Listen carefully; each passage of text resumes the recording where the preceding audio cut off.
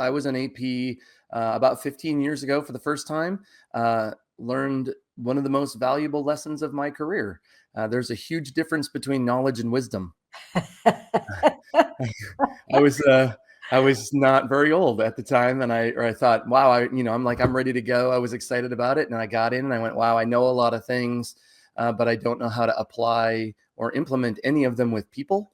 Um, you know, Knowing the content in your brain is very different than using it in real time on a campus. And so 2018 is when I really came back to education and started a lot of kind of my study, where I found your first book. I'm an assistant principal in middle school. Our campus has about 1,300 students in 6th, 7th, and 8th grade. We're three stories tall on the core side. So I definitely get my steps in every day. So one of the things that I was fascinated with is you had been, which I think you'd been to the disengaged, homeless, how to work with those students workshop, correct? Or was it a different one? It was the brand new one when you had this one. And when I got there, it was at TEPSA, and you said, all right, well, this is the first one. We're going to give this is the first, session about this new book. It hadn't been released yet, hadn't been published. And And you had told me that the book really helped you. So can you say a little bit about that, or what was it about that information that helped you? So for me, realizing that I'm stepping back into administration, getting those skills rolling, the realization that every single individual in a situation are all dealing with the ANS at the same time, and they can be in various places kind of on that sliding scale from a little bit of fight or flight all the way to the full shutdown. And it's not just students. I think a lot of times in some of your previous work, I had compartmentalized it to go, this is how I view students. This is what I do with students. And then it dawned on me like, no, this is me and the teacher and the student and the parent. Now you have 4 ANS reactions going on, and they're all at different places and have different triggers and have different backgrounds. And so, different things trigger different kids. And so if you've got kids with trauma and parents with different trauma, they get hit in different ways at the same time, which is what makes this so complicated, right? A lot of these conversations are not straightforward. And it's like, why am I getting, you have a conversation with a student and the student goes like, yeah, I totally blew that up. That was my fault. And the parent's going, how dare you discipline my child for this? And the kid's going like, wait, the kid said they did it. The kid admitted that they were wrong and the parent's still upset. Well, that's because the student and I have already worked through some things. They've come back up into that collaborative frame of mind, and the parent's still in fight mode because they're protecting their child or they're triggered from previous situations or whatever. And so then when you add a teacher into that, that really started to shift my perspective of to more of what are you contributing? So then I can sit back and look at a situation and go like, okay, teacher, you're not contributing in a collaborative way. You're actually contributing in a way that's pushing a student or a parent further down in that continuum. And eventually they're just going to cut you off and go like, I'm done with you. I'm not speaking to you anymore. I'm going straight to central office or whatever they're going to do. And the goal is to continue to work these things together to bring people back up through. That was the biggest aha moment for me of just like, everybody's dealing with this in varying degrees. And my responsibility in the whole thing is to either keep them at the top or bring them back to that top ventral level. That social engagement level. Yeah, absolutely. And for our listeners, you're talking about the hierarchy chart with the autonomic nervous system, right? Yeah, this one in particular. Yep. That one right there. Yep. I thought it was really interesting. You look at it in just a different, it's just a different way to look at it, that the ANS has 2 roles and it hinges on that safety piece, right? You talk about changing my perspective about safety. There's a lot of times we think, oh, physical safety. There's not just physical safety. You got physical safety, emotional safety, psychological safety. You've got academic safety. which is something that I had kind of stumbled into a few years ago in my classroom. Make it safe to fail, right? Make it safe to make mistakes in public. And then to go, okay, well, no wonder when we play games in class, we get a different response. You're still activating the ANS, but you're doing it in a safe and productive way. And you get that play and fun. And I definitely am the more serious type of person typically. When I was young, I was the fun young teacher, and I'm definitely not the young teacher anymore. Right. And so as I've gotten older, I got a little bit more serious. And it's like I started to realize that I needed to have fun too, so that my students could have fun. So even now, like in the hallways, you inside this hierarchy, you'd mentioned music can play a part in this. I have a little Bluetooth speaker. I've always played music at my classroom. Now I carry it around during transition. So I play fun music. I play upbeat music. I have some silly songs. I have one it's called Ring a Ding, and it goes ring a ding ding ding. Oh no! I'm like, that's what I play at the warning bell. I'm like, oh, warning bell rang, like time to go. And kids are like, why are you playing music? I'm like, because it's more fun for me. And no matter what I have going on in my office, I've realized, and I learned this from a mentor of mine, said, hey, you got to get out of your office. You've got to separate physically from the difficulty, because a lot of times as a middle school AP, the things going on in our office are not fun and positive. Okay. I mean, you make them as positive as you want to, but there's a limit on some of that stuff.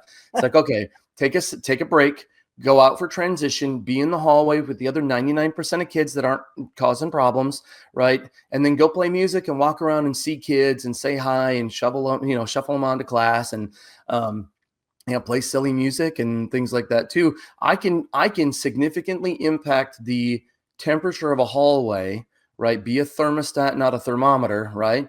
By the type of music I play.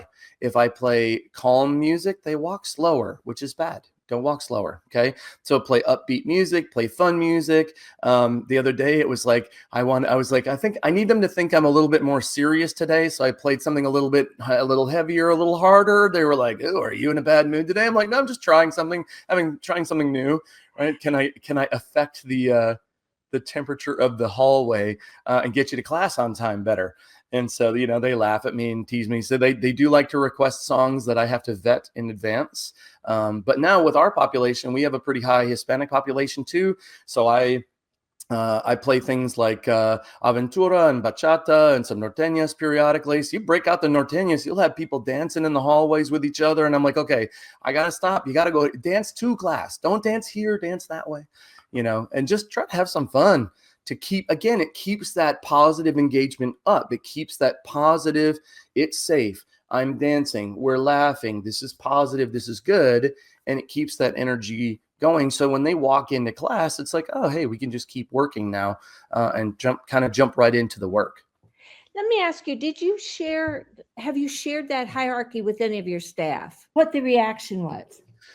Well, so the first person I talked to was my principal. So she and I were there at TEPSA together. I went to your session. She went to another session down the hall. And that day I was like, you are not going to believe what we just walked through. And so I really started with her. Dr. Sladen is my campus principal at my campus. She's amazing. And now this has become a basis, that hierarchy, and then the way it gets applied in the first few chapters there, like, we talk about it multiple times a week. Part of where this started to shift to go another level deeper for me is conflict is part of what we deal with all the time.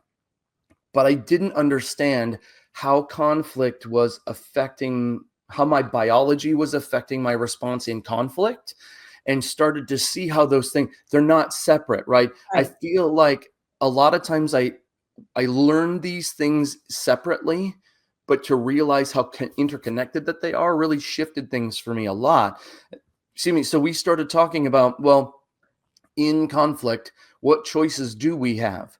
What pitfalls do we need to avoid? And then again, are you contributing? Is this constructive conflict? Is this destructive conflict? And so she and I actually had the opportunity to lead PD at Texas A&M University with some special education students through my daughter's organization, some teachers in our district, and then also for campus leadership for the district, where that hierarchy was in that presentation to say, like, when we are in conflict, this biology is happening.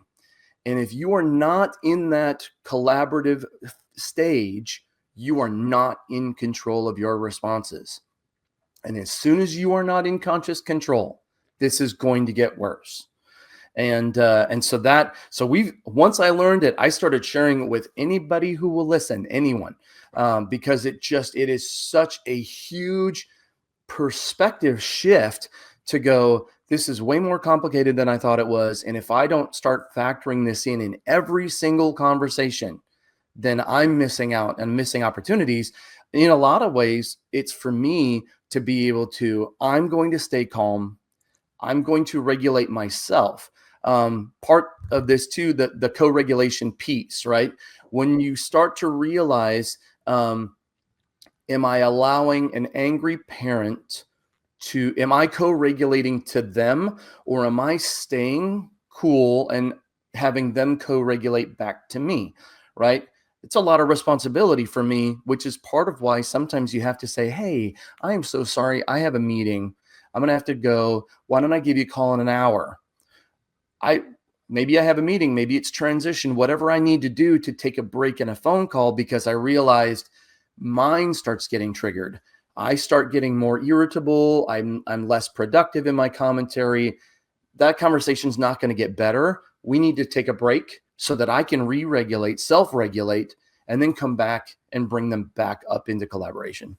What did you think? Did you do that in relationship to that Cartman triangle, or did you already know about the Cartman triangle? So this book also, so you gave us this book in that training. Yes, and you can see all my little tabs on here, all my notes and things. I had never heard of the Cartman triangle before. And I think I'd heard concepts around it before, something similar to, but I've never seen it laid out in that way that's so concrete, right? And I saw, for me, why was I not as successful as a young administrator as I want to be now, right? And as I feel like I'm more successful now than I was then, and I want to continue to be more successful, right? It was because it was very easy for me as a younger male, younger adult, to say, wow, I'm in my 20s. I think I'm right. I think they're wrong. And to create this black and white, right and wrong, I'm the victim or they're the right, really create that dissonance between them. And then you can't be productive anymore. Right.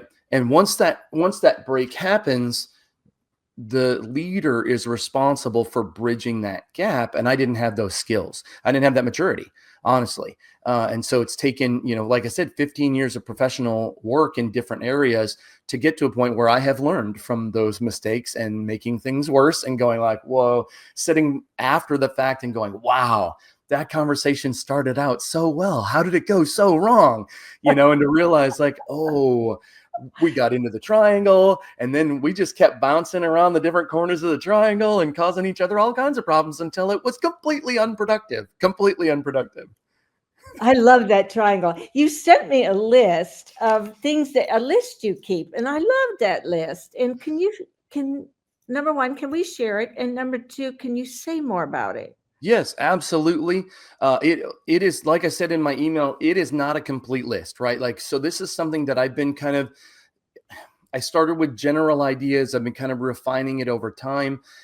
Basically what I realized is that I needed to give myself kind of hinge points to think about when I realized that my ANS is starting to kick in a negative way, and I'm starting to slide down. Realizing that these aren't light switch. You don't just go, I'm collaborative and there's a light switch and now I'm fighting. No, it's a degradation kind of slide. And it's like, I can feel my anxiety coming up. I can feel my blood pressure. I'm getting warm, or I'm getting stressed out, or I'm feeling frustrated. And so this list is just things that I need to keep in mind. So as the conflict begins and I start to feel myself getting stirred up, how do I root myself in something concrete that helps me to self-regulate in real time. That was my struggle, right? I was a new AP on this campus this fall. Make your first parent phone call that you are getting yelled at, cursed at, whatever, and realizing I could feel it happening to me, but I didn't feel like I had a tool to stop and then re-engage in a positive way. And so that's really where that list came from. I published a book in December over forgiveness. I realized that I thought I knew what forgiveness meant, but I didn't know how to do it. Right. So I had the concept, but I didn't know how to apply it. And so as a Christian, as a man of faith, God gave me an opportunity to just study and learn over the course of a year what forgiveness actually looks like in my life, and how unforgiveness for me was a huge trigger to drop me down into that fight or flight. Because if I don't forgive someone, if I'm not walking, if I have active resentments or frustrations or anxiety about a situation because I don't forgive them, that became the basis for the fight. So I was talking to a guy yesterday, and he was like, why are you in education with all of the things that you've done? I'm like, because I love kids. I love teachers. I love this business. God called me to be here because it's like middle school. They're like, oh my gosh, why middle school? I spent most of my career in high school, and I realized like middle school people, like we're our own weird kind of bunch of people.